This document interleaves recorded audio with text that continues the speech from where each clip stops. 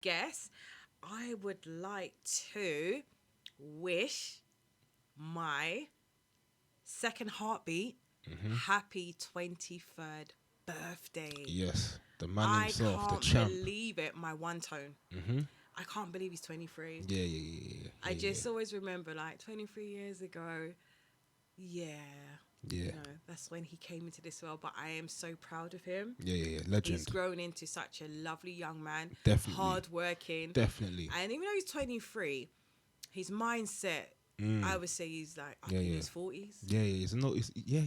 Very wise. Yeah. Very wise. He's like the elder out of all his companions, the family, even though they're around all the same age. But I'm so proud of him. And yesterday he got all like dressed up, and I was like, wow, look at my baby. Yeah. Look at my baby. Yeah. He will always be my baby, no matter how old he is. He doesn't think that though. He he knows that you're his mum and you're his baby. So he's your baby, but he believes he's a grown man as well, and he knows he's a grown man. So to other people, he's not trying to hear. Yeah, he's not trying to hear the. Oh gosh! But I'm so proud of him. Gosh. You know, he's working so hard. Definitely. He's so focused on the goals that he's trying to achieve. Definitely. And I'm just so proud of him. So I just want to wish my second heartbeat. Yes. Happy 21st birthday, and I love you loads, son. Yes. So as I said, big him up. We are back, and we have a special guest. We do. Our special guest today, he is an author. Yes. A motivational speaker. Yes. Community activist. Yes. As well as he is involved in street fathers. And we're going to get more into all of these different titles that he is a part of in more detail soon. So we're going to have our first track for the evening. Would you like to introduce it, Jordan? Yes. So the song is a song requested by our very special guest. Yes. Yeah. And it is by Common, and the song is Imagine. Okay, cool. We're just gonna arrange the song. We're just gonna arrange the song at the moment. But the instrumental was playing, and it's just a nice, yeah. Especially on this like nice evening. Yeah. Here it goes. Common, Imagine.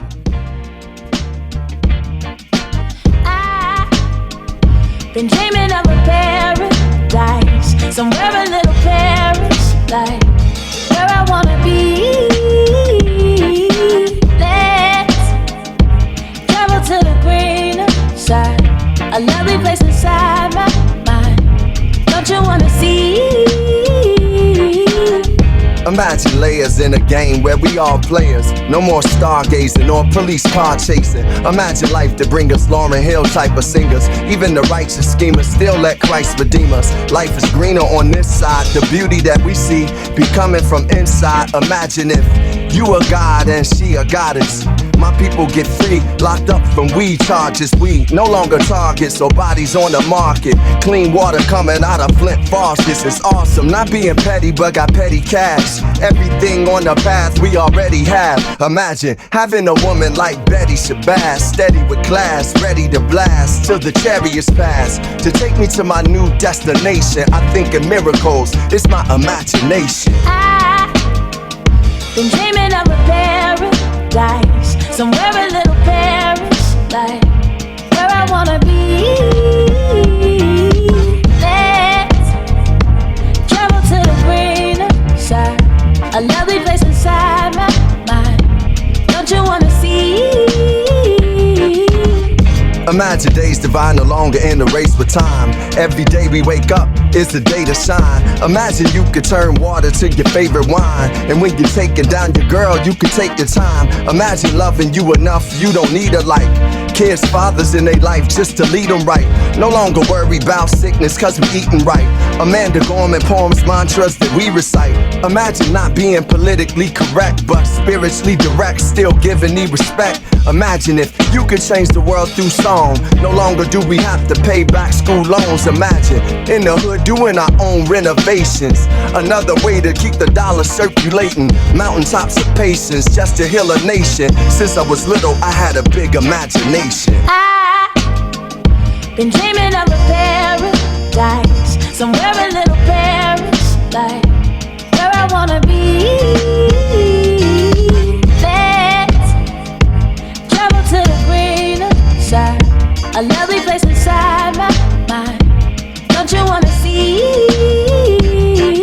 good times without no care? Won't you let me take you there? Don't you wanna come with me? Don't you wanna come and see good times without no care? Won't you let me take you there? Don't you wanna come with me? Don't you wanna come and see?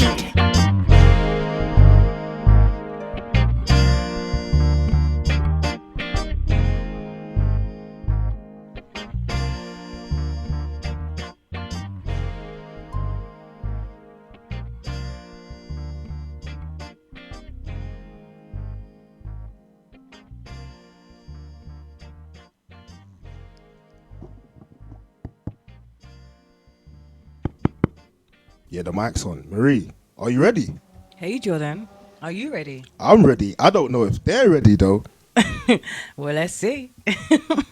Well, let's see. Let's see. We're back. We're back. We are back. That song was amazing. I liked Yes. it, man. Like the metaphors, everything, all the creative, writing techniques that Common uses. So you're a poet. Yeah, So yeah. Common is actually quite good with his words. Yeah. It's powerful for me, so just motivation all the way through. And Yeah. we need more of that. That's right. In the society Definitely. we live in right now. That's right. So, Chris, the song that we just heard, Yeah. why did you choose that song today?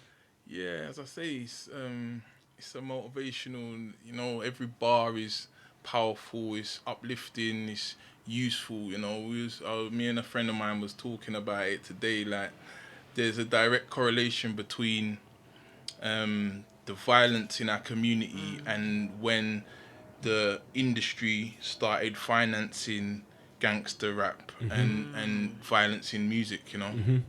So Common, I big him up for always staying positive with his message. Keeping it consistent. Yeah, Definitely.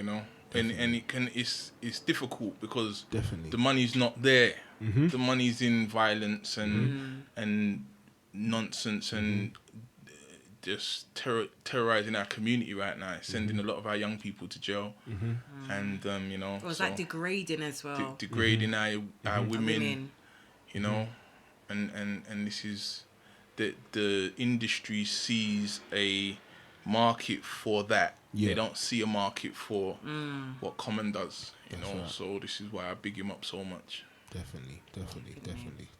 So, Chris, would you like to tell us your testimony from where you coming from to where it's led you to where you are today?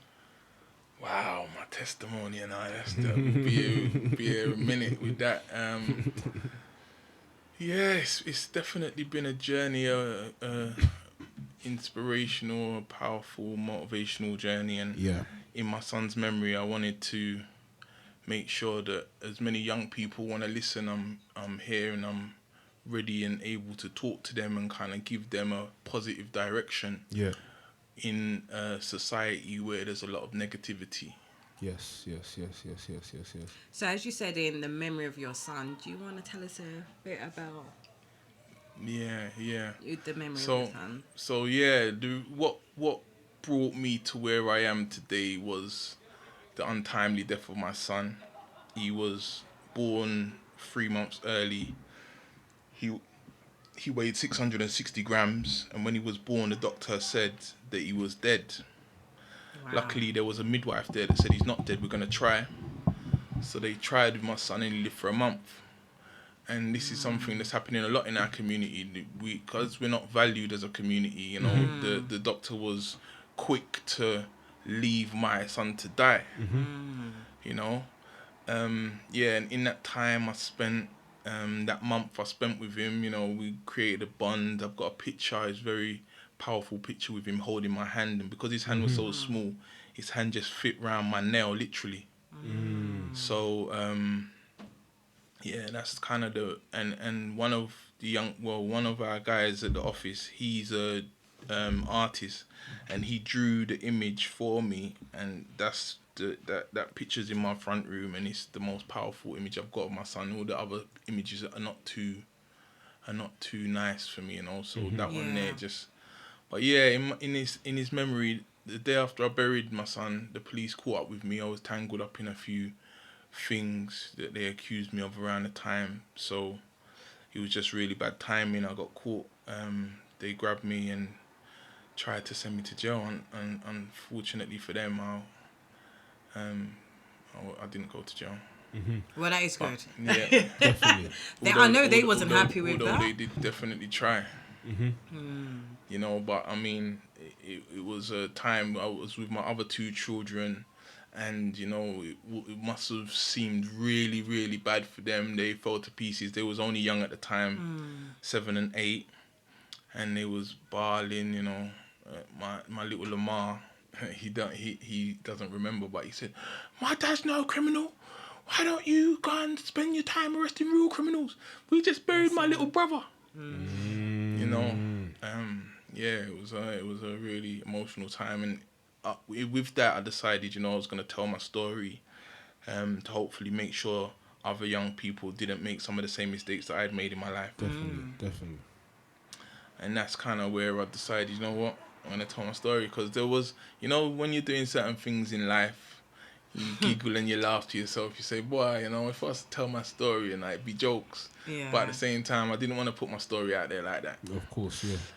So, it took the death of my son to make me decide, you know what, I'm going to do it. So, as a man, you see, when a woman loses a child, whether it's, a stillbirth where the baby may die inside of her, or she gives birth and the baby does pass away. As a man, could you explain how losing your son at such a young age, the impacts that had on you as a man? Because I feel sometimes that we, as a community, we overlook the impact that this has on men as well. We understand that with women, okay, because she was carrying the baby, what the body's going through mentally, emotionally, physically. But then sometimes I think we forget that also the men, this impacts them as well. And I think sometimes our men get overlooked. So could you just give us a bit of just let us know how you felt going through that? I mean, it was horrible, like they basically, what happened that day when I came into the hospital, the doctor said, we've tried everything. It's not looking good. Today's going to be the last day we're going to try, and if nothing doesn't change today, then we're going to give him some dignity in his death. You get me? So with that, I just burst into tears. We like where we was in this room, like everyone's baby was on a knife edge.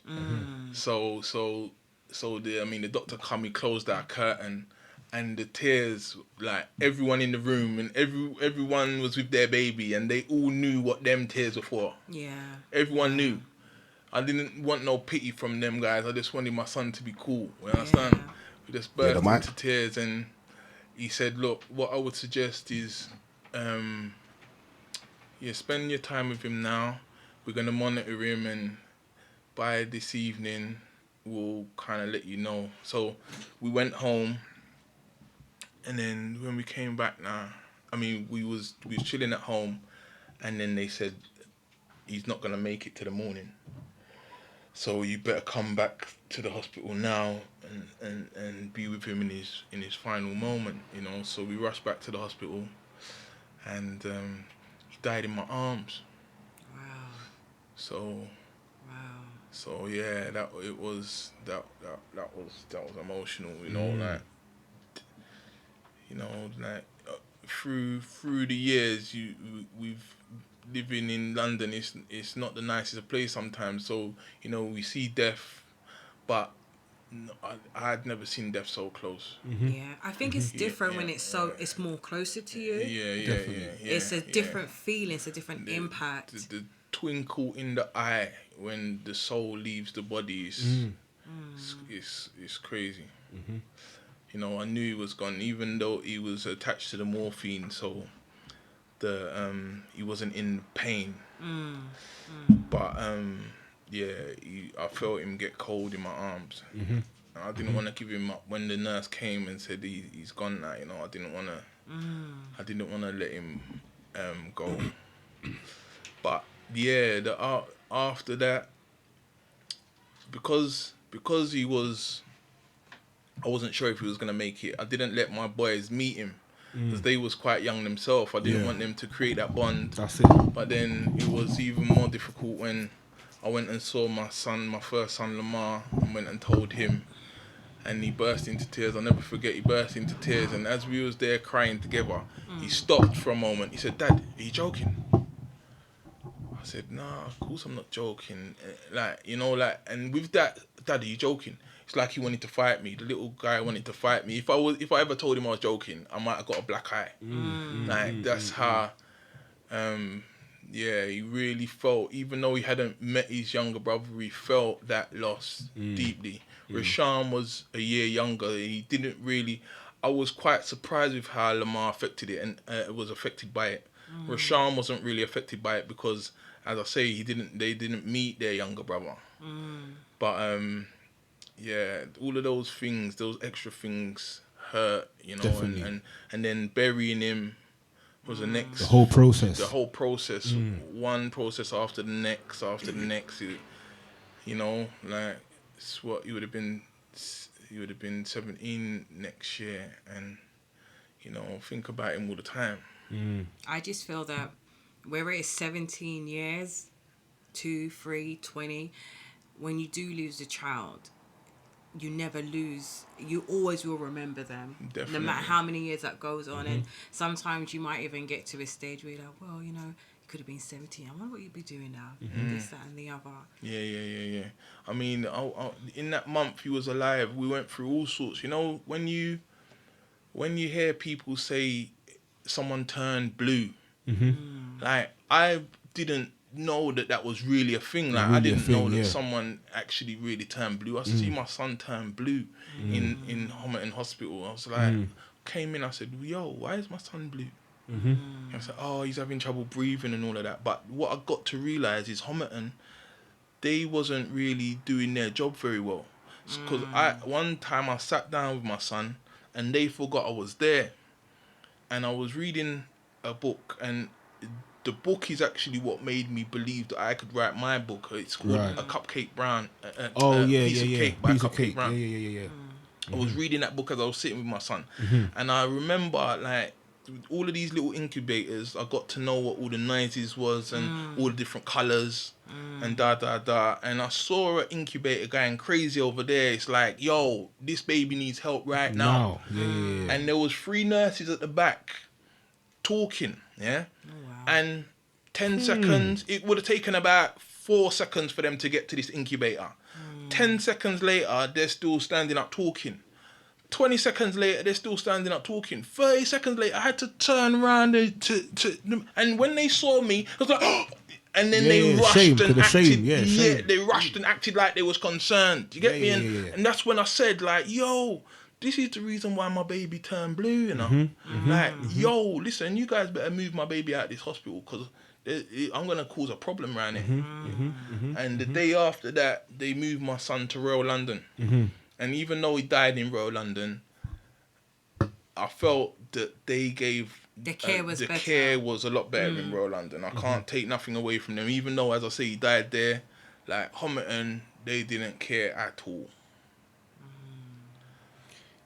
It's serious because these are elements of, you know, the whole process of the bereavement that people don't really start to understand when you're looking at the neglect and you're looking at these, you know, type of factors.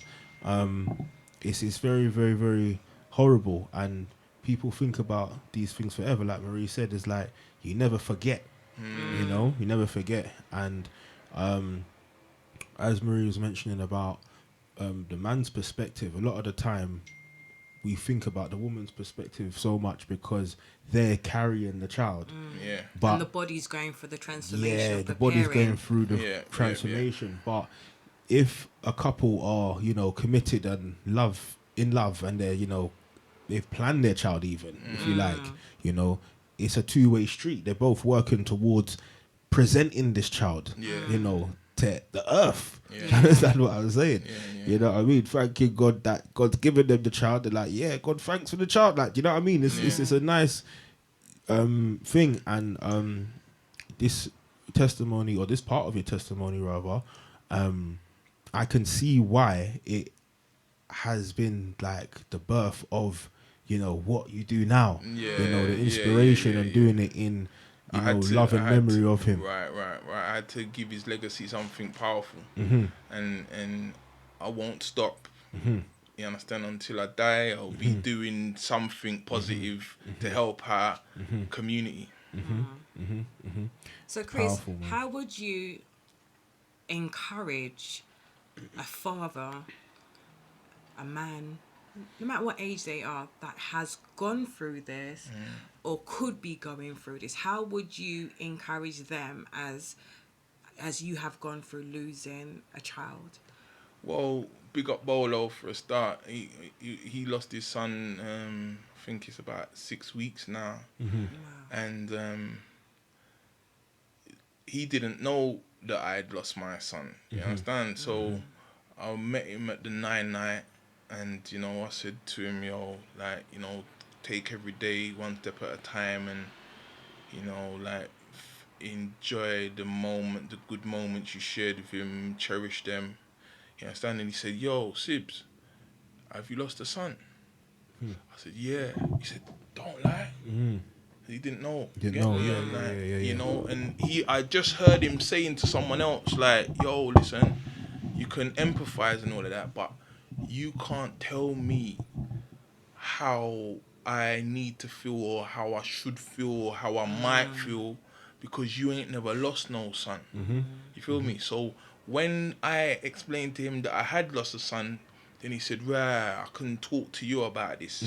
You understand? Because I know how the thing's set. Every day it gets a little bit easier, and you learn to cherish the all of the moments you shared. Facts. You know? Facts. And it also brings us on to the other side of the coin, where young people think it's cool to be taking people's investment. People's children is people's investment. Come on. You understand? And young people and old, all of us need to understand that. Like, to take someone's life, like, you're not taking into consideration all the ups and the downs that the parents, the loved ones have sacrificed to invest the time in that child to grow them big. And now you're just gonna think it's alright to take their life because within seconds because they're not from the ends. Like, you need to think about this, right? It's real out here, and, you know, these people need to know what they're doing. That element what you just mentioned about the child being an investment is a very powerful concept, because say, like, if, you know, you got a factory or something like that, and the factory's got loads of, you know, materials and resources in there that produce product or service, for example, and then someone just burns it down, it's arson, but those things are replaceable. You know what I mean? It's replaceable. But when you're talking about taking away a child's life, you're not thinking about what that mother or father or other family members had to go through to bring the child to that point. And then for their life just to go like that. The sacrifice, you know, like, children is a commitment. You understand the subtle nuances that a mother and a father get used to about their child. Like Renell, for example, he probably left his room in a mess, and his mum was cussing. And when he comes back, you understand, I'm gonna, and to know that he ain't coming back. Coming back. Because the next you decided to take his life randomly for nothing. Like, yo, like these people need to think about what they're doing seriously, because it's unforgivable. And this reminds us of an episode we had a few weeks back about forgiving the unforgivable. Forgiving the unforgivable. And also when we was talking about the grief and bereavement, we had another episode we was talking about dealing with grief and overcoming grief and bereavement. And as we mentioned when we had a previous conversation with you, Chris, we was talking about how different deaths affect you in a different way because of how a person has passed away. Most definitely. So the accidental death is different to the murder. The murder is different to the sickness. You know, the sickness is different to, you know what I mean? So when you think about it like that, it hits you in all these different ways. Different ways. You know, different ways, because you're gonna have different emotions. With each death. Because I mean, think about it. It's natural now to say, you know what? It's revenge. That's not that under that circumstance right there. It's natural, and it's even it makes it makes sense. But like my thing now is, that emotion is real, but where does it stop now? And this is the problem now, where we have to take that into consideration as well, where you talk about forgiveness. Like, if we do not learn to forgive and understand that we have to address the elephant in the room. That's right. Like, children that ain't born bad, you know. Like, there's something in the educational system, in society, in the music, in the movies, in the computer games, that's turning our good children into what we're seeing right now. Definitely. We got to address the elephant in the room. Definitely. Like, our children are leaving home okay. They're going to school for a brainwashing that's ruining us. You understand? Like, that's the truth. That's the truth. I said on one of our previous shows that when children go into year 7 in the secondary school, I've had boys who've been through the secondary school system, and I always say to parents, you can either still hold on to your children or you lose them. Because I don't know if it's the different children they're around. Obviously, I know there's things they are learning that is changing the mindset of our young children, where some of us are struggling to keep them on track. Listen, you see, Theresa May, she came up with this term, hostile environment. They are making the school environment a hostile environment for our children. I've been into many schools, and they identify racism. Young black children identify racism from the year 7 like an adult. You understand? They're not treated the same as other groups in school. And this just continues throughout their life. From then, they're treated as older than they are. Yeah? They're not allowed to have the same simple childlike behavior as other groups. Yeah? Not allowed to congregate more than 5. It's a gang. Yeah? It's like they feel intimidated if there's too many of them. Children. When we like, it's difficult. Like, I mean, and it's been structured in this way on purpose. We need to be taking our children out of these schools, because this school system's ruining our children. Well, going forward, I think a lot of people may start doing homeschooling. A lot of people are. Yeah. A lot of people are, and our facility in Walthamstow is a facility that facilitates young people who are not in school. But even that, because we are not Ofsted registered, we can only have 5 at a time. Where we want many more. Of course. But if you now go Ofsted, then you got to abide by certain rules. Yeah. And we don't want to abide by their rules. Their rules are what's ruining our children. And one of in many years ago, one of my son, he went to a pro. Yeah. Because Racism. So he went to Peru, and then I had to go in because I had to come and speak to one of the teachers.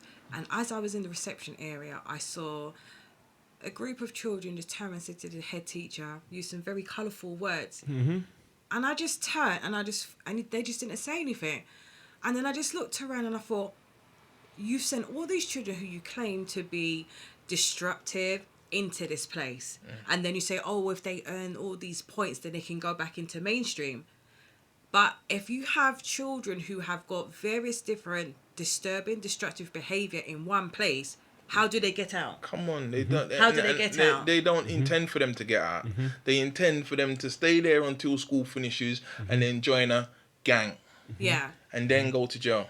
And then it's like, no offense, because I was fighting to take my son out of that, because I said, no, my son is not going to be labelled as this. Yes, he may have his ways and stuff, but no, I'm not settling for this. That's right. However, you have some good teachers there that will, try and keep the students on track, but then the other teachers, they just didn't care. They would just lead them to do what they wanted to do. And I just thought, but what are they learning here?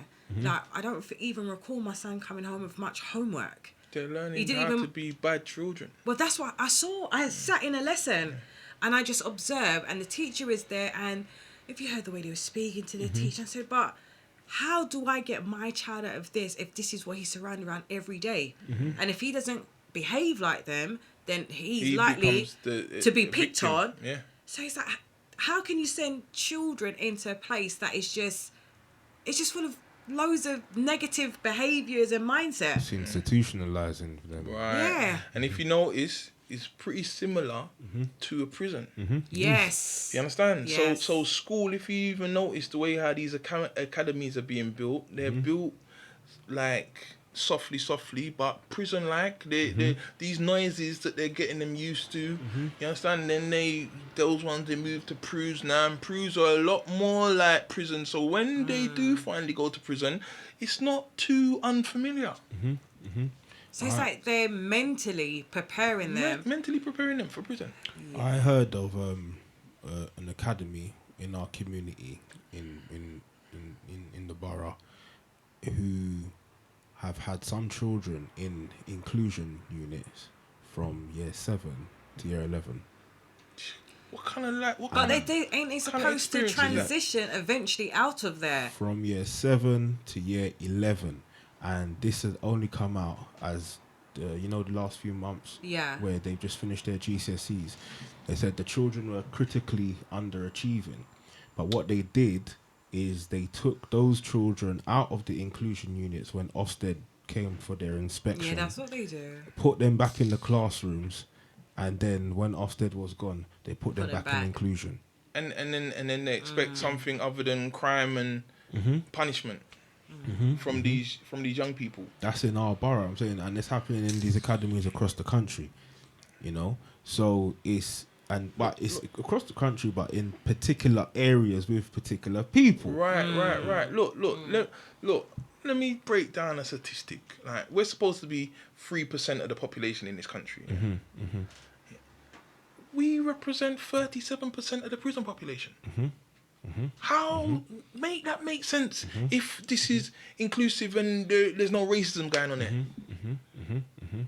It's crazy. Being sentenced totally different. Like, other people are getting lighter sentences for worse crimes, harsher crimes. Yeah. You know what I mean? I mean, because I'll mention it in my book. Like, when I was growing up, we had skinheads. What? When the skinheads grew their hair, did that stop? Did they stop being racist? No. But then they became our teachers. They became our doctors.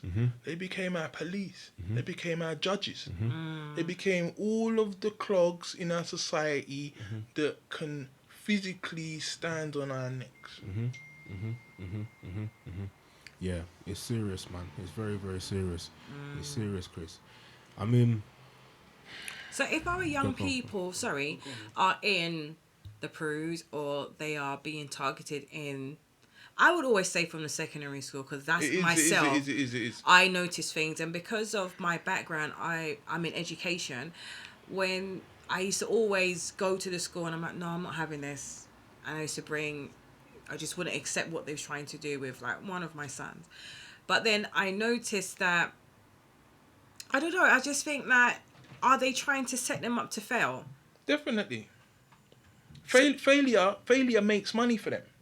Like when a young person's killed, the institution gets 1.7 million. Yeah. And the prisons are a business. When they go to jail, holy per money per year. Yeah. Per year. So for them, like, jail makes sense. So because as I said, my sons are older, but I've noticed that as just a lot of our young men who are going through the issues in the school. And I'm not saying that our young females don't, but our young men are going through it. So then if we have young men who are being failed from in their teens and then going through to their 20 years, then when they do eventually maybe have some level of normality in their life and have children, where is the young man's strength to be a good father if all he's been conditioned is about failure? Oh, this is what it is. This is why we've got to take our children out of these. We've got to build institutions that are conducive to the success and positive development of our children. And as a man, how important do you feel it is to be actively involved in your children's life? It's very, very important. I mean, this is why we created Street Fathers, because they need to see male role models that care. A lot of relationships are creating children out of lust, and like, it's creating angry young children who are gonna grow up to be angry young men and women, and it doesn't take many generations before we are fulfilling the prophecy that they gave us. It's just like this LGBT stuff is going on right now, like they realise that if they get in early in school, then they can change it right there. They can make it more palatable, it's never going to be acceptable when I'm here. If I've got breath to speak, I'm going to be telling them, leave my children alone. That's the truth. Definitely. I believe, and the thing is, the schools have been, well, obviously it's above the schools, the government, then down to the school, but stripping the parents away from their rights to, teach their children certain things, discipline their children. I mean, what? Sorry to jump in quickly. Yeah, what I'm realizing is, as a parent, a lot of us don't understand how much power we actually have. Like when my little Lamar was giving trouble in school, like I went to the school, and I went to the school loads of times for Lamar. Yeah, and one time I sat down with the social workers, the police, the headmaster, the teachers, and I said, listen, anytime my son needs a smack on his bottom, he's getting it. Like, none of you guys are telling me anything different. And if you want to tell me something, you can take him now. Because he's my son, and I am going to do what I think is right to discipline him. But I think I would say over here in England, where our culture is coming from now, I think we've said this before, Jordan, some of the terminology that is used, I think they've taken it out of context. Now, like, I'm coming from like a Caribbean culture, and like when you're younger, someone says you're gonna get a beating. I don't know if they think that a beating means that we're gonna take an object and smash you. Now, I'm not saying there has been young children who have been abused, but at the same time, it's, I think they think that when we discipline from our culture, how we discipline our children, that we're abusing them, and this is causing them to misbehave and be aggressive and violent in the school, and that's why they want to take the power away from us as the parents. They know that it's not. We're not abusing our children. What we're doing is we're keeping our children in line, and they know that if we as parents keep our children in line, then they're not going to misbehave. They're not going to create the destruction that they want, so that they've got a reason to lock them up. You understand? And if you this is all by design, you know, because remember, from the 80s, they started talking about, you know, if you're going to get benefits and you're going to get housing and all that, you can't have no man in the house. Yeah. So it's dividing the family already. Breaking the family, because they realised we have to break the family in order to create the destruction that we see right now. It's not no coincidence. Yeah. No, if they created an environment where a woman had to be with a man in order to live the life that we're supposed to live, which is how it's supposed to be, like, we would be in a situation right now where all of this what's going on wouldn't be happening. That's right. That's right. No, that is true. That's right. That's right. Yes. That's right. That's right. That's right. I wanted to go back, Chris, a little bit into your childhood, early years, talking a little bit about the impact of how the parenting was for you, with your household, what you saw, and how that started to, you know, have effects on you and how it started to shape you. Because I think the conversation so far has been absolutely amazing and very insightful as well, you know, and we've heard your transparency, we've heard your passion, you know, and we have got an insight as to where the inspirations really come from, you know, to where you're going now. Like you've mentioned Street Fathers, you've mentioned, you know, so many other things that you've, you know, seen over the years. And you know, you've even shared other testimonies, you know, about the grief of, you know, losing children, a child, and, you know what I mean? Like, so many different things. But we also want to understand more about where you're coming from your childhood, and what experiences you had, which then, you know, brought you to where you are now, doing what you're doing now. Because I feel like a lot of the time, I'll give an example. Say, like, for example, Instagram, yeah? If someone had an Instagram account from, let's say, 2012, yeah? A lot of people tend to rebrand their Instagram, and most people don't, well, most people who are using it for, like, a business or an advertisement, or, you know, showing some sort of activity or achievement, they don't have those posts from 2012 on their page now. They've just got the glossy stuff. They've just got, you know, the product, the films, you know, whatever it is that they wanted to achieve. They've got all of that, but they're not showing where they were in 2012, for example. Do you know what I mean? It's not real. So then, Jordan, so are you telling me that Instagram's been around since like 2012? Yeah. Oh, I didn't know that one. Yeah, I've only joined recently. Yes. I didn't know it was that early. Yeah. It's been around for a while. You know what I mean? That long? Ox and Todd, man. 15 seconds of fame. Yeah, 15. Oh, wow. Yeah. That was it. You had like a clip for 15 seconds you could be playing, for example. And yeah, that was it. Then So let me ask you something. I'm just wondering, where was I when all this came out then? Talking Tom time. Yeah, so I'm saying. Is it? I don't know, Brie. I don't know. Do you know what it is? I don't really like social media, that's why. Yeah. I understand. It's not for everyone. It's like, if you've got a personal blog, then it's up to you. You know what I mean? People who kind of have personal blogs and their page is for like family and friends, a lot of those people may have the posts from before, because they just keep uploading new posts. So over the years, they would have accumulated a certain amount of posts if they haven't deleted the ones in the past. But a lot of people tend to constantly rebrand themselves, and you know, you see some people, they might have 10 posts, but they've been a member for... Hold on, what do you mean rebrand? Because rebrand is like you kind of jazz up the labels. What do you mean rebrand? Yeah, some people like the glow up, if you like. Like, a lot of people don't really show their journey, like, of where they came from. They show like, this is how I am now. They just show where they are now. Yeah. Right.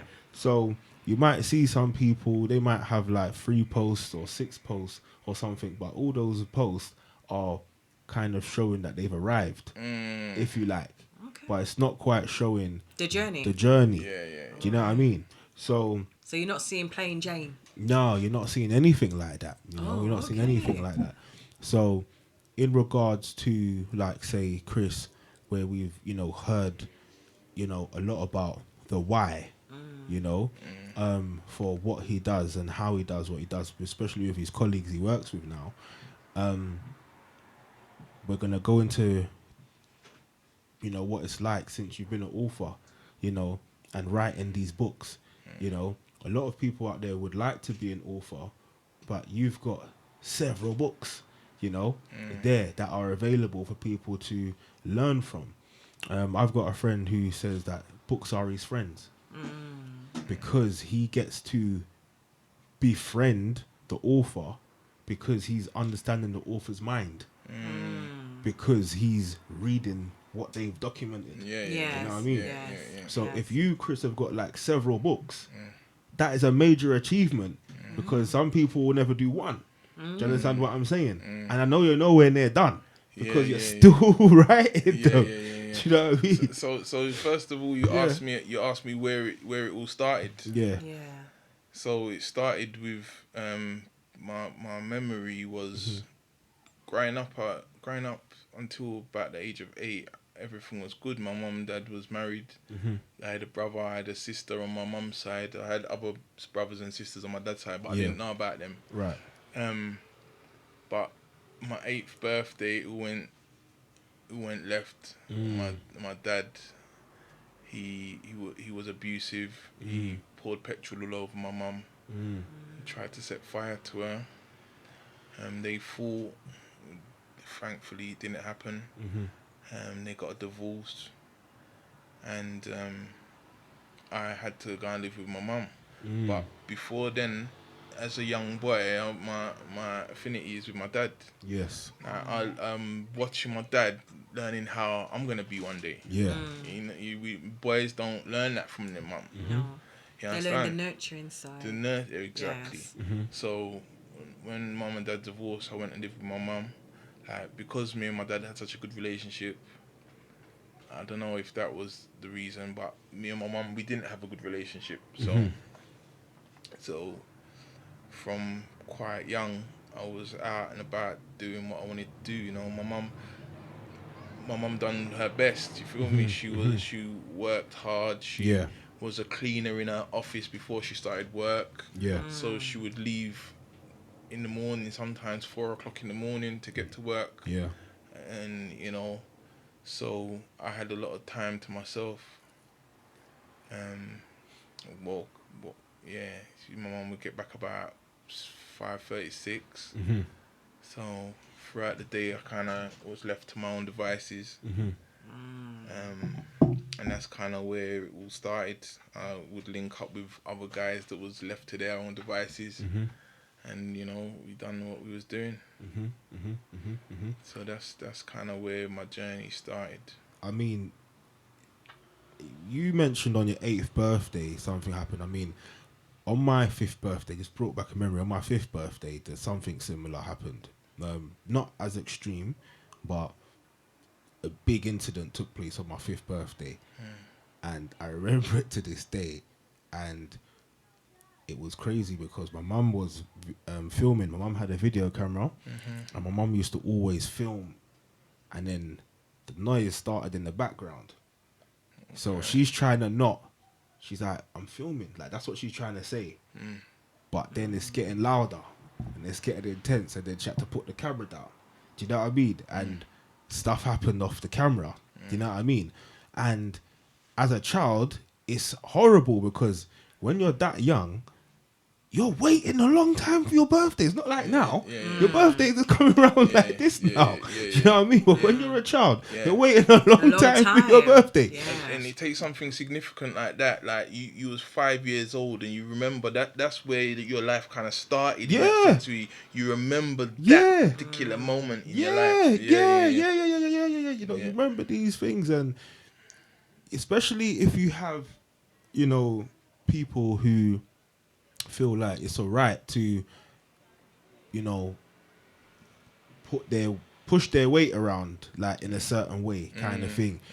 and everyone just got to shut up and listen. You know what I mean? Yeah. Yeah, it's a bit mad, and I think it's weird when, not weird, but it's hard for the child when they've got a relationship with both parties, kind of thing. Yeah. You Because get torn. Yeah, you get torn. So you got to choose. Yeah, it's a Like, bit. am I being loyal to mum? Am I being loyal to dad? Rightfully, you love both of them. You love both. But it's like you're being torn. Yeah, or whoever else, even if it's not your mum or your dad, but whoever's in the household and there's a clash, you know what I mean? It's like they kind of want you to pick sides sometimes. You know what I mean? Like with what else is going on, but it's very significant. I know, like after seeing like that, I mean, we didn't really react when you was just saying it, but people who are listening were thinking petrol. Like, do you know what I mean? Because it's a very serious thing, and thank God that, you know what I mean, it didn't go the distance. You know what I mean? Yeah. But you can see where, like you said, you was close to your dad. You looked up to your dad. Like you thought, yeah, this is how I'm gonna be. Do you know what I mean? Because he's teaching you to be a man. Like just by you naturally being around him, you're just observing him and you're learning the mannerisms and certain things, and you're like, like, that's how a man is. You know what I mean? And then, like you said, like your mum's teaching the nurturing side, and then she's busy, she's working, she's got to do what she's got to do. I didn't get no nurturing side. Okay. You know the Caribbean like elders, like, they're not really that loving at the best of times, you know. Because the far as they could see it as is that we put a roof over your head, right. got That's clothes their on love. your back, That's and you got food yeah, to eat. What's your problem? Yeah. That's what it is. Seen and not heard. Yeah. Seen and not heard. Yeah, all of that. Yeah. So there was no love from mummy. I didn't feel it. You feel it? Yeah. I think a lot of them showed their love, like how Marie said, in the sense that, well, I cook, I clean, you know, you got clothes, roof over your head, like like that stuff. They're thinking that's the love. But I think when we had an episode many weeks ago, like more towards the beginning, and we was talking about like the Windrush generation and what they experienced and stuff like that, and the fact that a lot of them had horrible childhoods as well, and then they've come over here not being taught how to love and nurture and have that bond as they're well. doing what was kind of taught to them. What was done to them. Done to them. Precisely. And a lot of us, a lot of that generation, my mum, dad, quite old, and they're maybe one or two generations away from direct slavery. You understand? My uncle on my dad's side, he died last year. He was 105. Wow. You understand?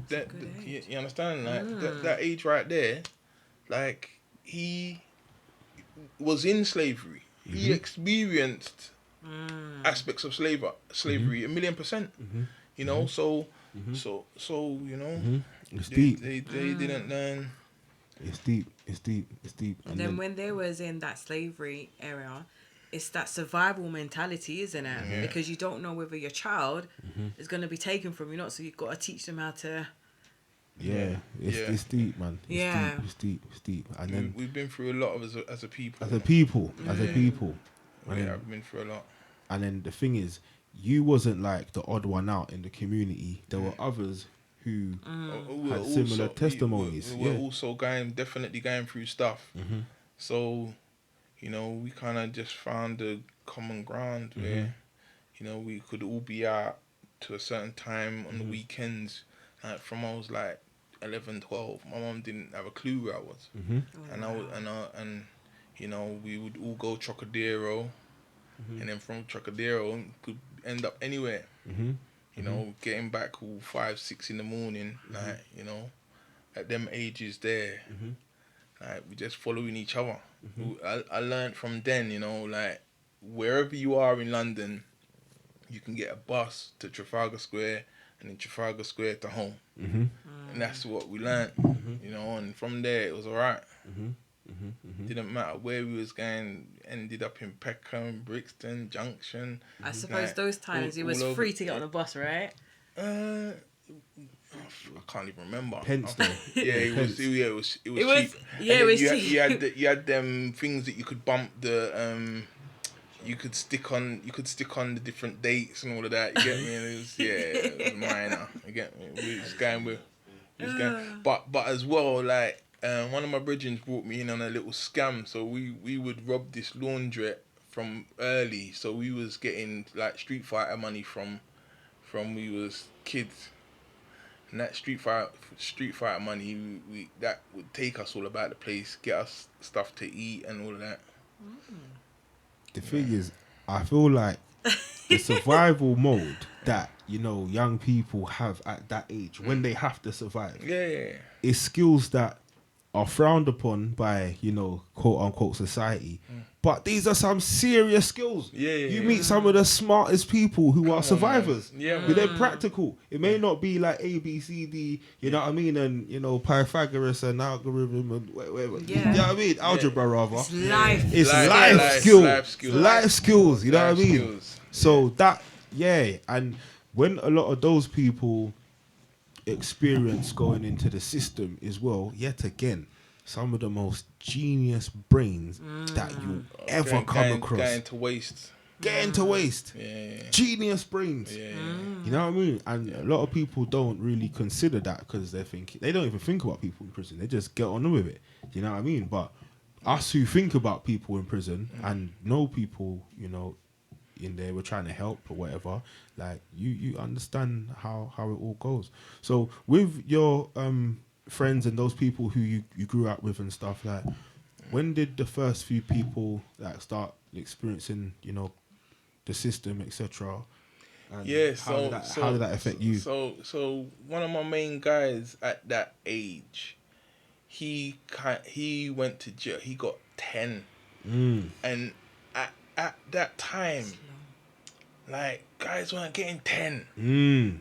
You know, like, guys weren't even really going to jail like that. Like, he got 10. Like, I was like, what? 10? Like, you mad? So with that now, I remember actually him coming on Crime Watch. I was in Amsterdam, seeing him on Crime Watch, and they was basically breaking down how they caught him. And I said to myself, wow, like, look at that, that's crazy. And after that, like, I wasn't a man that wanted to experience that firsthand. All I had to do is listen to the elders and like, certain man went jail for this, certain man went jail for that, and jail's long, you know, They explained to me all of the things about jail that are long, and I heard them loud and clear. I said, okay, I don't want to go there. You understand? Like, you know, it's like this new generation, it's like everyone's like... It's like a badge of honor. It's the rites of passage right now. You want to go jail because your brethren are gone and you don't feel like a man until you gone jail. And I'm saying like, yo, all I needed to do is hear my man's testimony about jail, and I know that ain't somewhere I want to go. But I think that's very good of what the elders were saying to you when you was younger about Facts. the bad side of going to jail. Because nowadays they're like, they don't really say that to the young people. There's like, oh yeah, like it's easy. They don't talk about when you're locked in your cell and you've got no one to talk to. You're told when to go to have a shower. You're told what kind of work you can have, how much money you can have when you can have a visit. They don't explain that element nowadays and what it does for you mentally. Come on, man. Like, I mean, and you have to remember as well, a lot of these youths, they ain't done no crime until they get 20. You understand? Like, so imagine going from not even spending a night in a cell to now getting 20 or 15 and like, wow. Like, that's a shock to the system. Of course it is. Your kneecaps big shock. gone when you hear that as a youth for the first time. Like, you ain't got no form. You ain't gone through got a year, done 6 months, got 2 years, done a year, got 4, done 3. But even just doing a year to 6 months, that in itself has to be a shock to your system. Of course it is. Because you can't say, oh, I'm just going to go down the road to the yard food shop. No, you can't do that. You can't do that. But what we have to understand as well is there's different levels of prison. Like, when you get that, when you get that little sentence, then the jails that you go to the for that remand sentence, jails, the little remand jails, they're kind of they're youth clubs. See, they're not the same jail like if you get a 20. No. Like, That's a long and the term, thing is, isn't I'm it? not It's like a talking from long-term experience. stay. I'm talking from writing people's books and talking Mm-hmm. to people who have spent these big birds, and getting to know them, like in depth, and a man saying like, you know, he's been in a jail, and there ain't been no movement in this jail for 2 years. Like, the same man has cleaned the same wing landing for the last 14 years and got 82 pence for it each day. You understand? Like, these are the realities that the young person ain't understanding until they're in it. Bang! Facts. And they're by themselves. They're by themselves. And all they're thinking that all the man them's in jail, might as well go jail. But you might not be with all the man them. Might not. You can be anywhere. You now become the property of the system, You're and a they number. can take you wherever they want, Whenever they want. And this is what these youths have to understand, man. They're giving up their life to a system that is unforgiving. Like, and 90% of them, when they go jail and they spend these big birds, they think their man them's riding for them. Their man them forget about them after 6 months. They might put out a free blah blah in a track. You get me? Then that's it. That's it. That's it. They're not looking after your family. They're not keeping your situation ticking over. And as well, the other thing that's really happening that people are not aware of is when this youth man gets 20 years at the age of 17, yeah? Like, and he gets out at 37, all of these girls that thought he was attractive when he was 17, It's different. what? They ain't got nothing for these women now. Nothing. They got house, they got job, they got car, they got so far behind. It's not even funny. Like, you are putting yourself out of the game. You may not ever have no children, and this is another thing that the system wants to depopulate us. Yes. And this is a way. Definitely.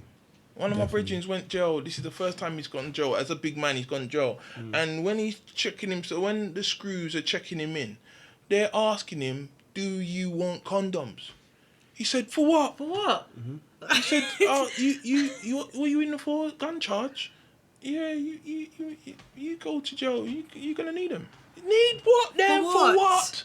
This is what they're doing. All of this feminizing us, man. You know." Like, you seen that little Nas X? Have you seen this new video? I haven't seen his new video. I've seen his past stuff, and Listen I'm like, to no. me, like, horrible, and demonic. you see where they're demonic. And you see where they're putting the money. Yeah. Like, now with that video, he's saying, go to jail, it's fine. You just be a B-boy in jail. And it's really the video's horrifying. I've seen previous videos that he's done, and those videos were horrifying, but this one, I just found is no thanks. Terrible. Have you seen it? I haven't seen it. Listen, you don't even want to see it. I'm not even. You don't even want to see it. No. I'm not even gonna bother. But let me just tell you again, yeah, it is horrific. And this. No. Let's move on. Different conversation. It's that bad. Oh, wow. It's that bad. Yeah. And what the problem is, like, the rhythm now is quite catchy. You understand? Because that's what they do. They get a catchy rhythm, and then put some profanity. And then the visual is wow. It's traumatizing. It's not good to watch them things. The eyes are the window to your soul, so you can't just be putting anything in front of your eyes and then expecting to live happily ever after. Come on. You know what I mean? Because these things are all kind of seeds. So imagine children are just on YouTube, TikTok, and then they're just taking all this stuff in. He's a child superstar. Yeah. He is. The pregnant belly, all this kind of. Yeah. It's crazy. It's crazy. Yo. Yeah, it's madness. It's madness. It's madness. It's madness. It's madness. And this is where, like, we look at these kind of things and look at like what street fathers are doing, other groups are doing to be accountable for what's going on, to try and help what's going on. Because I feel like now, because the love of money is like so high now, the love of the money is not balancing with the love of the community. Right. It's like an uneven seesaw. So some people are like, yeah, well, I've got to get to the bag. Oh yeah, I've got to do this. I've got to make money. I've got to, and they're not interested in helping young people the way how they're interested in getting money. Yeah. And what are you getting the money to do? It's different if you're getting the money to, you know, like buy land or something like that, or you know, buy a property or something like that, where you've got facilities to help young people. Do you know what I mean? Yeah. Help the next generation or help another group. You know, I spoke to a lady the other day. Me, myself, and I. Yeah. I spoke to a lady the other day who, she just started a charity for like toiletries for females who can't afford them and stuff like that. Yeah. So that's her thing. She's just like, you know what? Let me just do something to help, and that's where she's at right now. But it takes a particular mindset to think, let me help the females who may need some toiletries. You got to be fully opposed to what you're being taught in school, because you're taught in school to be me, myself, and I. Basically. That's what they're teaching our children. Basically. It's deep, man. It's deep. Very, very, very, very, very deep. We had a previous conversation with you, Chris, and you mentioned a view about men in the community standing up and taking charge, like by saying, no, this isn't going to happen. This isn't going to happen. Actually going out and speaking to the young people. Could you give us a bit more insight about, like, say, what street fathers do in particular, and even if people may not be able to join, for example, what tips you may give to them to help in their community, for example? Well, Street Fathers was founded by Colin James, my brethren, my elder, call him Big Bro. We're based in Walthamstow. We operate first and foremost in Waltham Forest, but we are looking to roll it out. Now, the idea behind Street Fathers, Colin was on the road from 2012, I think it was, like just walking up and down, engaging with the youths, making sure the youths are all right, and just explaining to them that he is there for them to make sure they're safe and make sure that there's always someone that they can talk to if they need. And the youths said to him, like, it's like you're like a street father. And that's where the name come from all them years ago. So he said, you know what, and like, he realized how much he was getting done on his own. So he said, if I like gathered a few more man them who see the importance in like engaging with the youths, making sure they're safe, and like none of us are telling the youths to stop what they're doing, you know, because the system's failing our youths left, right, and centre. So it's not our job to tell people to stop doing this.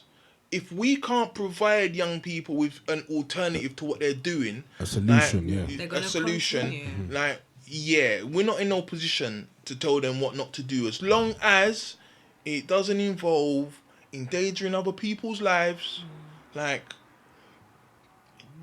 what you do is up to you, and if the police, whatever it is, but our job is to make sure that the young people that want to just live normal have got a place to live normal. You understand? Have got, like, there's got to be safe zones, and we got to create them. There's got to be place where even the bad boys say, yo, listen, you see, when you see the youths here, you leave them alone. Like, if you can't abide by that rule, then we're gonna come see you and shut you down. Basically, we're gonna shut you down. And it starts in Waltham Forest. For us, because that's where we're based. But what we intend to do is, with our brethren in different areas. All we're gonna do is identify the big man in all of the different areas, all about the place, up and down the country, and they are going to lead the street father unit in their borough. And that's what it is. Because the reality is, if we've got 4 big men in each area patrolling the street continuously, it's preventing crime. It's preventing these needless stabbings and shootings. Like, just the presence of man them that the youth mans respect and see, like, yo, big man's there. Oh, no, can't do nothing right now. You get me? Like, man are diverting. Yeah? And that's what it is. We are not saying that we can bring street fathers and be effective in Manchester. Yeah? But there's some big man in Manchester who we could partner with that could bring street fathers to Manchester. And all it is, like, we're building, we're growing right now, and all it is we got to meet with man and feel their heartbeat. That's right. Make sure we check them to make sure that they're not you understand? Exactly. We got the right checks in place, and then they hit the road. And what we right now, we're doing it out of the love. Yeah. But the reality is something that, because it's funny, the other day we've been patrolling in our area, and it's funny because a day when I didn't have on my vest, I was just coming from the market, and I noticed that the community officers was out doing the same thing that we was doing. Right. And we don't mind them doing it, because there's a certain demographic they can't reach, because they are seen as silly police. That's right. That's what they're seen as. Yeah. That's right. Yeah. So and that's where we reach.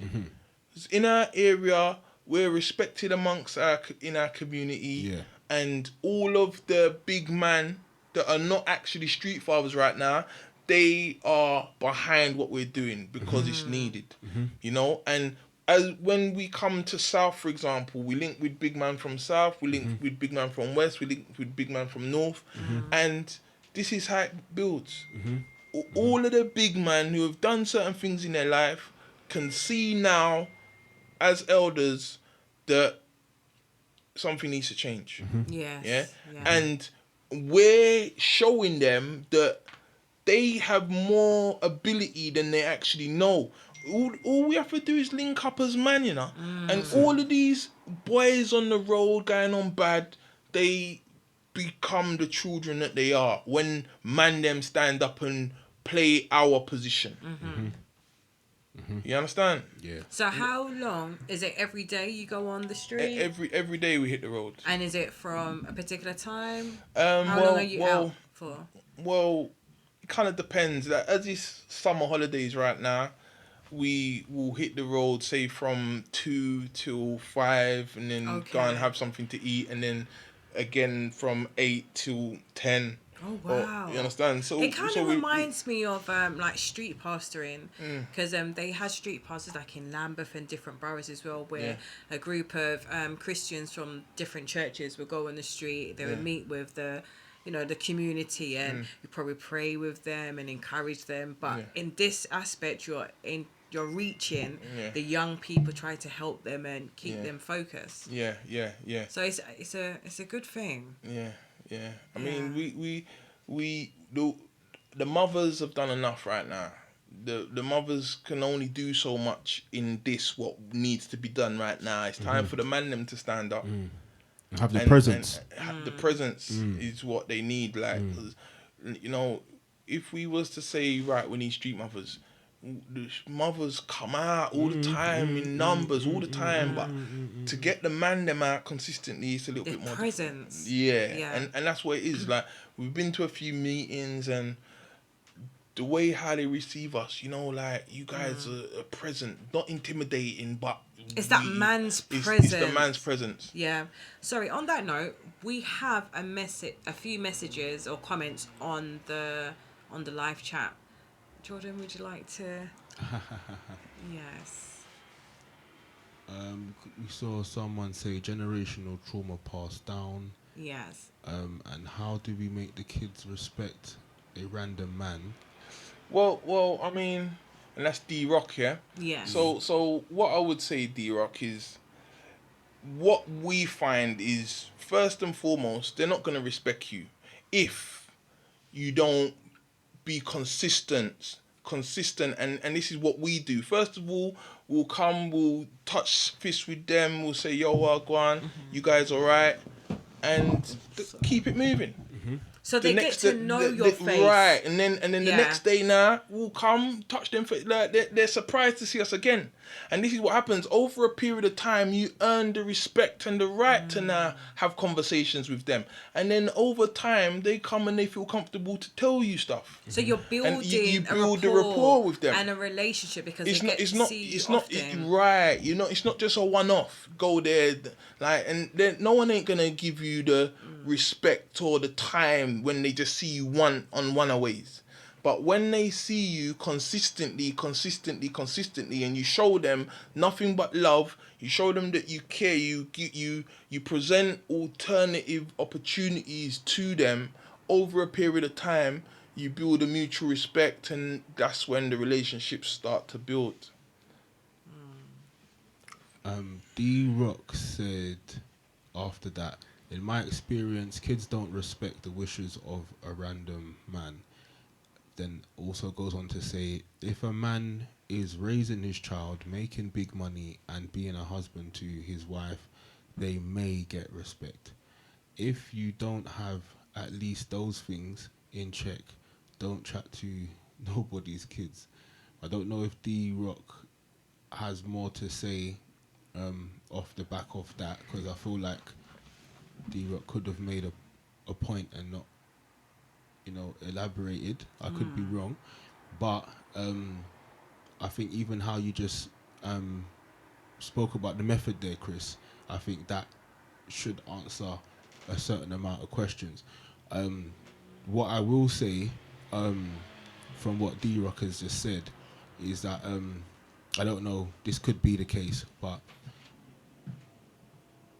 some years ago there was a man who was doing some community work, and he was working with like a well-known community organization to help young people, and he had served some time in the system, and he come out, and he was doing a lot of positive things, and unfortunately a video went viral from one of his children, who turned around and said, my dad's out here preaching this and preaching that for young people. These times he don't look after his own kids, and some of us have had children now and he don't even know them because he's been in jail for so long, but he's out here talking about young people and he ain't looking after the children.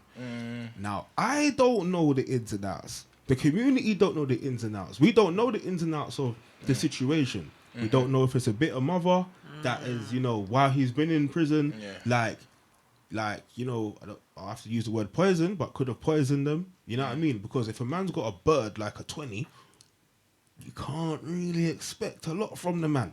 Like, in that regard, like, not for finances and not for, taking the kids to the park and He stuff might like be able that. to give you like 10-minute little words of wisdom via the phone or visits. Yeah, but when he came out very enthusiastic. He came out willing to help. He came out willing to do a lot of stuff. Hence why he started collaborating with some of these organizations who are currently doing good things in the community. Do you know what I mean? So, but maybe he realized his error and thought, well, I want to do better, help the community. Facts. And maybe he had reached out to the children or child who made the video. Maybe he hadn't. And maybe he hadn't because he hasn't even addressed that bit yet. Because there's still a lot to address sometimes. Like, it could be embarrassment. It could be so many things. It could be regret. That's a long time. You've missed your whole child's development. And then now your child's had a child. Do you understand what I'm saying? So when they said the thing about if a man is raising his child, making big money, and being a husband to his wife, they may get respect. I hear what they're saying, but a man who's raising his child or children, making big money, being a husband to his wife, that's another big point, may get respect. I don't know if that person is going out on the streets. If that makes sense. They may or they may not. Right. Do you understand what I'm saying? I don't know. I mean, D-Rock, he made good points. Like, I mean, in Wolf and Forest, if you do some research on us at Gangs Unite, like, you'll see that, I mean, what we do in the community is second to none in our borough, and I mean, that's unquestioned. I do agree with some of his points in the sense of if you're not a positive role model in the community, then you ain't in no position to talk to no youth. Facts. And I don't want no one who doesn't have certain morals in place talking to no one's youth. Like, that's what it is. The reality is, so it's like you have to start at home first before you, of course you have as to they say, start go home. abroad, isn't it? That's it. Yeah. Come on, we have to tidy our own backyard. Yes. That's it. Straight up and down. I mean, me personally, like, I started this in memory of my son, and everything I do after that has to be positive. Like, my strength isn't in what Colin does. Colin is a man who, he comes into he anywhere he goes, he's gonna say hello to every single youth there. Don't care how many youths, and he's gonna engage with all of them. I'm not. That's not my strength. Like, when we're having one-to-ones, like a young person was leaving our facility for summer, but when he finishes summer, then he's going to college, and my thing now is, before he left, he sat down with me. We had a couple hours of a conversation, and he came to our facility because he got caught up in a lot of things. He was supposed to go to jail, but we managed to convince them to let him stay with us. So I spoke to him. He said, "You know what, Chris, thank you. I needed to hear what you said, because, you know, like, I didn't put it into that perspective, you know, and that's my thing. Like, and as I say, I haven't spent no big time in no jail, yeah. But as a writer, writing the books for the people who I've written books for, getting to know people's stories in depth and learning all sorts of different stuff with all of, I mean, right now I've written, or in the process of writing, 14, 15 books right now. A lot of very serious stories, a lot of very serious people, and I mean, Mark, for example, Mark Tugwell, spent 24 years in jail over 8 sentences. Like, he, for me, is the perfect example of why you do not want to be a bad boy on the road. You understand? Because in his 50s right now, he does not have much to show for his life. His children don't respect him. Yeah? And he's in a time warp, in the sense of he's dating girls that are too young for him. Because it's like he's missed a chunk of his life. So it's like he's living it backwards now. Right, you understand?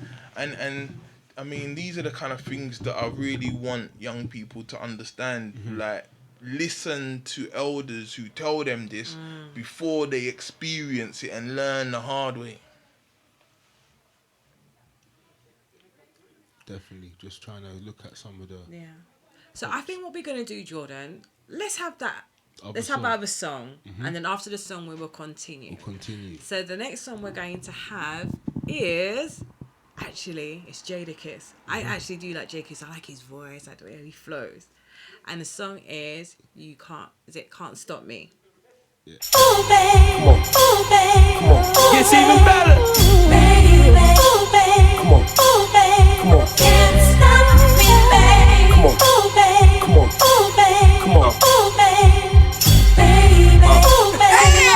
Ooh, babe. Can't stop me, babe. Yes, I does that, stays hot. I ain't gotta get my buzz back. What everybody trying to be now, I was that. They could never stop me, that's why I love rap. Been living the life, crazy ice. With the baddest chicks in the world, maybe twice. The swag, the gear, the bread, all the whips is a year ahead. I only fear the feds. 45 on the other side of the peephole. Headshot from point blank, call it a free throw. Funny cause I had the vision since Coleco. Back then, still ain't reached my peak though. Louis loafers, Polo Pico. Call me whenever the bosses meet, yo. I drove Poppy crazy, so the industry's never gonna stop me, baby. You can't stop me now, you can't stop me. No, you can't stop me now, you can't stop me. You can't stop me now, you can't stop me. You can't stop me, baby. You can't stop me now, you can't stop me. No, you can't stop me now, you can't stop me. You can't stop me now, you can't stop me. You can't stop me. Yo, I'ma call it confidence cause I ain't cocky. I just know one thing, they can't stop me. Whether I'm on Fifth or LA or the swap me, it's all good cause I know the gangsters got me. First things first, the jars of broccoli. I treat the rap game like a large monopoly. One-on-one, can't guard me properly. But when they double team me, the odds are sloppy. I move like them 80 milligrams of oxy. Send your sister back to your family, knock knee. Got too hot for the grams, he got weed. In the rap bracket, he remains the top seed. Revolver hold 6, quick to blow 3. Audio heroin, so you don't OD. Shooters know you, but you don't know me. The block is crazy, can't stop me, baby. You can't stop me now, you can't stop me. No, you can't stop me now, you can't stop me. You can't stop me now, you can't stop me. You can't stop me, baby. You can't stop me now, you can't stop me. No, you can't stop me now, you can't stop me. You can't stop me now, you can't stop me. You can't stop me. Once I start, I ain't gonna stop the squeezing. And the gauze ain't gonna be able to stop the bleeding. And your girl ain't gonna be able to stop the wheezing. When she get that phone call from the doc, we even. You could not stop me, so stop believing. Stop ringtone rap, this is not the season. Punchlines hard enough to stop your breathing. And the ladies will still pay a lot to see him. I'ma get rich long as I got my freedom. Usually when you get hit, it's for a reason. If you in the hood, better dodge the D's and watch your Q's and be on your P's. And thank y'all all for coming out this evening. Having a good time with your liquor and treason.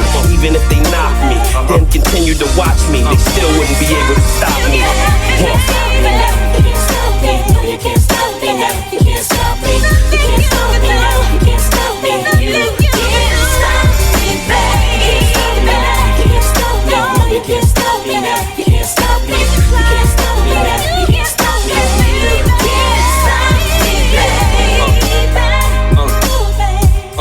Neo, Matrix, they can't stop me. Too strong, too strong, way too strong. They can't stop me.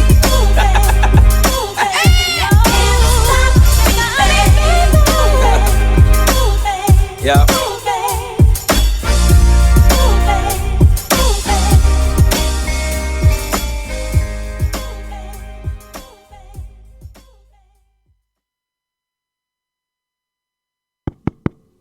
Yeah, the mic's on. Marie, are you ready? Hey, Jordan, are you ready? I'm ready. I don't know if they're ready though. Well, let's see. Well, we had a lovely song by Jadakiss, Can't Stop Me. A very powerful song. So I have a question for you, Chris. So, are there any safeguarding considerations going out as a street father? Definitely, all of the street fathers, before they're able to walk with us, they have to be DBS checked.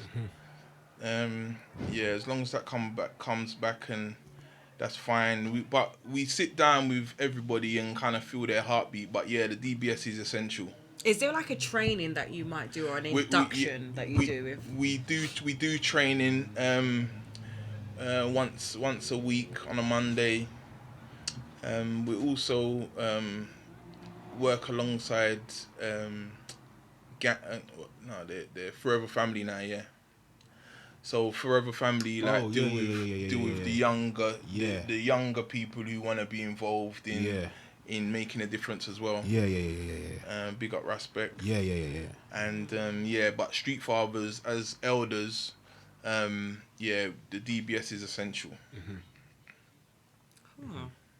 So That was a question that was sent. So yes, you need to be DBS checked. Remember, you're dealing with young people in the community, so we still have to make sure there's a level of safety that's in place as well with adult, child. Street mothers are coming as well, because we're gonna be using the street mothers to engage with vulnerable girls. We do also engage with girls, but any time we're engaging with girls, there has to be a couple so that the girl doesn't feel. Yes. Yeah. So yeah, I mean standard stuff, but yeah, DBS is essential. Definitely. Definitely. So Chris, would you like to tell us, you have brought in to our studio today, we have 2 books. Would you like to tell us about these books that you have written? Yeah. So. And where they can be purchased. Yeah. So, A Product of My Environment was my first book. It started with this, and this is the book that I was talking about, where I decided that I was going to tell my story in my son's memory. When I finished writing it, and I wrote it, the original copy is a lot bigger than this. My target audience, I know, because I didn't like reading myself, so I said to myself, you know what, if I put it in all in one, no one ain't gonna read it, or my target audience ain't gonna read it. So I broke it into parts. So I wrote it all as one, but part 1 is this one right here. When it came time for me to think about publishing, I looked at all the different ways and decided that I was going to do self-publishing. But then when it came to self-publishing, I decided that it makes sense I buy more than one ISBN, because the price wasn't that much different. Yeah. So I bought 10 ISBNs. So then I decided that I was going to start helping other people tell their stories. Yeah. So I wrote this one next, the Reggie Stepper story. This is one of my brethrens. We grew up together, so I'm in this story quite a bit, as well as he's in my story.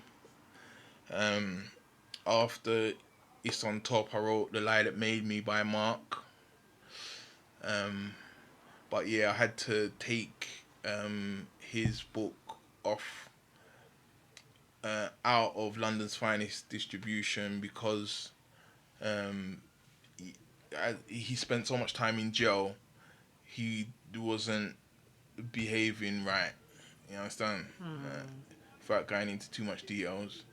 So yeah, I continued hearing similar things from different people, so I decided that, but I still got love for Mark. I understand why, the stunted development, spending so much time in jail, like he might be ruined forever. It's like his learnt behaviour of being in that environment. Like, imagine, I'll give you an example. I had him on a TV show. I had him booked to be on a TV show. And because he's been in jail for so long, like, we had to meet somewhere first, and then he had to be at this place for a particular time. Now, the time, because he's so used to being in such a confined space, everything's so close to him, he didn't factor in the fact that it's going to take him an hour and a half to travel from there to there. So everything was confused because of his timekeeping and his time management. And as a 50-something-year-old man, I actually forgot that I would need to even mention something like that to him. Like, I said, yo, bruv, like, you're not going to get there in time. You understand? Like, and he was like, oh, yeah.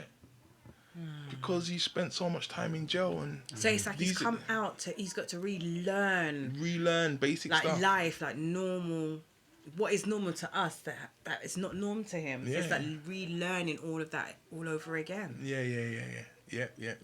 And I think this is what, like, our young people, male and females, needs to understand, that once you are incarcerated, it's like it's a whole different world. When you come out, it's like time does stop. When you come out, like, things are different. Everything changes. Everything changes. Yeah. So yeah, these are two of the books that I've written. I've got another book called Relationships Matter. I wrote that one for my daughter because I realised that at her age she might not want to ask me certain questions, but coming from a dad's perspective, I know what the kind of things that I want my daughter to know. Things I might not necessarily share with a woman, but I want my daughter to know certain things coming from a man's perspective. Yeah. So that's it's a short book. It's an ebook. Just to kind of give some sort of insight. I mean, I make reference in Relationships Matter. I make reference to Will Smith, Fresh Prince of Bel-Air, because, and this is something that it goes over a lot of our heads. Yeah, think about it. As we was growing up, yeah, you had Cosby Show. Yes, Yeah, a different world. Cosby Show, a different world. Yeah, but Cosby Show specifically, you had Bill Cosby was a doctor. Yeah, he was a doctor. His wife was a lawyer. All her children went to college. You couldn't be no bum and turn up at that house. No. Yeah, you was not allowed. No. Yeah, Bill Cosby was going to run you quickly from the door. Yeah, and what the system realized is, black people are actually following this dynamic.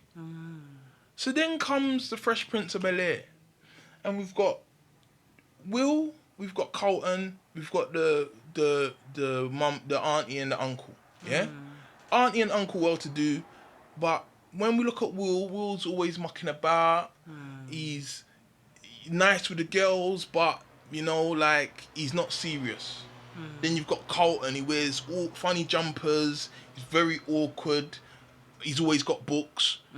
So us watching that and then going to school, no one don't want to be Colton. No. Man, them don't want to be Colton. Man, don't want to be Will. Yeah. But nah, Will's acting.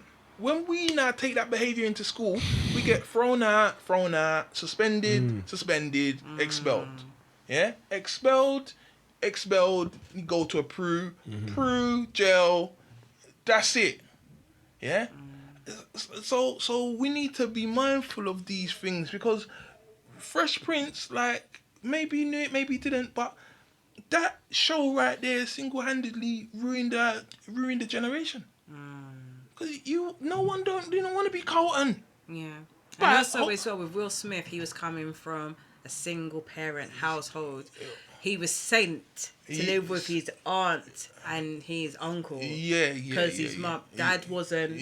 Dad was nowhere to be seen. You understand? Like, and this is what's going on right now. So sorry, Chris.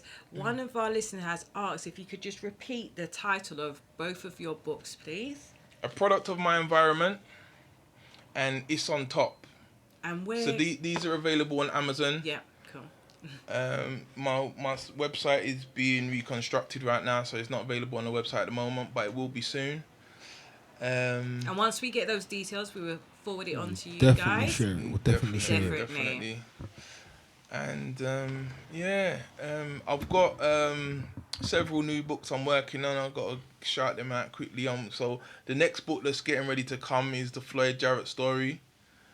I don't know if you guys remember Broadwater Farm riots, the first one. The police killed Floyd's mum, Miss Cynthia Jarrett, and it caused the riots where P.C. Blakelock got killed. That one's coming next. We're looking to release that this summer. I'm working on Mystery's book. I don't know if you know Mystery the DJ. No, I'm not familiar. Mystery's book we're working on. GT, Gary Tomlins, he's a celebrity chef. Yeah. We've got I got quite a few, but Floyd's book's coming next, and it's gonna be really, really powerful. Oh, that's amazing, man. That's amazing. Yeah. Big achievements. Definitely. How did it start when you started to help other people, like, with their books and stuff? Yeah, so as I was saying, like, when I was looking at the ISBNs, when I was looking at self-publishing, one ISBN... Can you explain the ISBN? Because I'm aware, but I know some people may not. It's the number at the back. So, when you go into a bookshop, like, and they scan the code. Yes. They're scanning the ISBN, and it basically monitors book sales. It monitors all different things, but and each book has its own unique ISBN. Okay. So when you buy a batch of ISBNs, for example, now you in essence become a publisher. Oh wow. And that's what I became by buying a few ISBNs. Yeah. So with that now, I said like I can't be a Mickey Mouse publisher only having one book. Now I got to start You gotta helping slap people. them out. Yeah, I got to Yeah. start Slap them helping out. Gotta people slap write them out. their books. So I convinced Reggie to help him with his. He tried to talk me out of it for a long time, but he realised. I said, "Look, what's your retirement plan looking like?" And he don't have a retirement plan, being on the road and all of that. So he realised it was a good idea, and from then we sat down, and I remember starting his book. I said, "Tell me the most poignant memory you've got," and he burst into tears and left my house. I was like, as a big man, I'd never seen him cry. He's older than me. He's like 48, 49 right now. And I'd never seen him cry. He left my house. I said, yo, like, he said, I can't do this, Chris. And he just left. And he walked, I live in Walthamstow. He walked to Leytonstone where he lives. And when he got home, he was crying all the way. When he got home, he said, Chris, sorry, like when you asked me that, it brought back the memory. And what had happened is, when he was 15, his mum died. Okay. And his mum had got progressively ill over maybe 6 months or so. And on the day before she died, he went and visited her, and he had basically turned his back on her when she was calling out his name, Reggie, Reggie, Reggie. And he turned his back on her, and then he left. He went home. The next day he came back, his mum had died, and that was his last memory. Yeah. And I think from what you've just said, I feel that he has never got over that. He never got over it. And that's what it was. Him crying on that day was him acknowledging that mistake in his life. Yeah. That he's never released or even he never released got over or forgived himself he never for doing forgave himself. Yes. And he basically, after the death of his mum, he drank heavily and he went off the rails. His dad decided to send him to Ghana, but he sent him to a military academy. He learned how to be a boy soldier. By the time he came back, it was all acid and late 80s.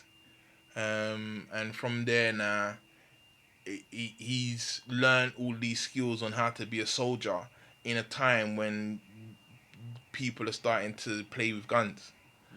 So that's kind of his story, and it goes from there, selling drugs, fixing guns, and that sort of stuff. And that's a little bit about his story. It's another really interesting one. Yeah. But yeah, that's powerful, man. That's powerful. That's powerful. So to someone who may be wanting to start writing a book, or they've got a book written but it's not published yet, like perhaps they're a bit afraid at the moment, like overthinking, perhaps. What would you say to them? Definitely overthinking, and that's the thing. Like with my book, I realized when I was writing it, I said to myself, like not everyone's gonna be happy about me releasing this book. And I spoke to someone, I can't remember who it was. I spoke to someone and they said, "Yo, listen, like, don't let it be your family or friends that stop you from finishing and publishing your book." You understand? Like, if it feels right to you, then let it go. Because this is your journey. It's my journey. Remember, in life, when we go through our journey, we have people who will influence or have an impact on our journey. And like sometimes from the culture we come from, everything needs to be shh, hush, hush. Yeah. However, just by you telling your story is going to inspire someone, to help someone, to heal someone, to give them direction. So sometimes it is good to tell our stories. Yeah. And I mean, as well as for me writing my story, it was therapy for me. Like as I wrote it and I looked, and sometimes I would cry back on what I read, and it's like you're releasing I was releasing it, and that was like my counselling to myself. To yourself, yeah. People underestimate it. Yeah. And writing is very therapeutic. Very. Yeah. Oh, that's powerful. So, man. as we are about to end our show, Chris, would you like to send forth some encouraging words to our beautiful listeners this evening? Yeah. So, I mean, what I would say, what I try to be is the foundation. I want all of the elders to be the foundation our children can build on.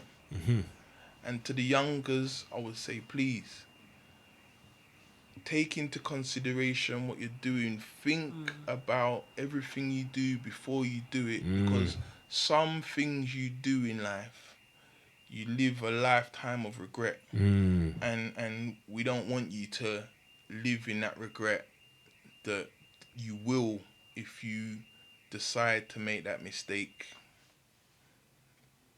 You know. So yeah, please, elders, be the foundation your children can build on, and put down a knife to save a life. Amen to that, man. Amen. To that. Amen Definitely, to that. definitely. So, Chris, we would like to say thank you so Big much. thanks. Thank Big you for thanks, taking man. time out to come on I'm to telling our you. show today. Big up Just Cool Radio. You don't know.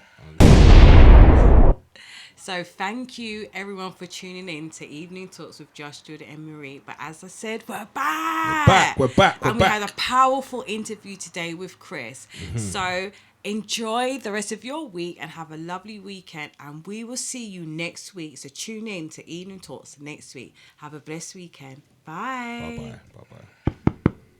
Yeah, the mic's on. Marie, are you ready? Hey Jordan, are you ready? I'm ready. I don't know if they're ready though. Well, let's see. Just Cool Radio, disturbing the silence, catching the eye Should've of told them many. about the books.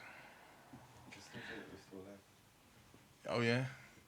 So I don't know how you want to do that, but yeah. So, as we have 2 of Chris's books that we are going to give away. So in the next couple of weeks, we will be giving out a question, and somebody is going to win these lovely books. And this is what we need to start doing. We need to start reading again. You know, pick up a book, whether it's a Kindle or a hard copy. Let's build libraries in our house. Let our children see us reading so they can start to read. It's time for us to edify ourselves and inform ourselves. So next week, we'll be giving these away. So definitely tune in. Yes. Yeah, the mic's on. Marie, are you ready? Hey Jordan, are you ready? I'm ready. I don't know if they're ready though. Well, let's see.